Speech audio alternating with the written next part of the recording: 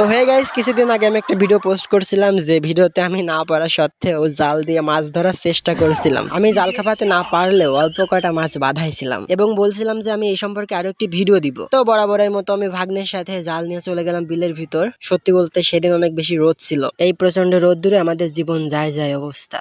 তো গাইস, এখানে প্রচন্ড রোদ্দুর, ঠিক আছে?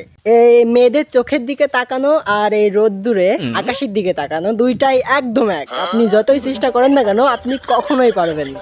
যাই হোক, কথা কিন্তু সত্যি। তারপর আর কি, অনেক কষ্ট করে জাল খাপানোর পরে এই সামান্য অল্প কটা মাছ বাঁধছে, তো এতে আমি খুশি, সমস্যা নাই। আরো একটা দুঃখের কথা কি জানেন? আমি মাছ বাঁধানোর পরে জাল থেকে মাছটা ছাড়ানোর জন্য যখনই চেষ্টা করছি, এই তেলাপিয়া মাছের যে কাঁটা, এই কাঁটা আমার হাতে ফুটে গেছে। তো যাই হোক, এখন এই মাছগুলো বাসায় নিয়ে গিয়ে ভাজি করব। আমার মনে করেন যে মাছ ভাজা দিয়ে ভাত খেতে অনেক বেশি ভালো লাগে। তো আজকের মতো ভিডিও এখানে শেষ করছি। ভালো লাগলে অবশ্যই একটা লাইক দিতে ভুলেন না। তো দেখা হচ্ছে অন্য কোনো ভিডিওতে। আজকের মতন টাটা।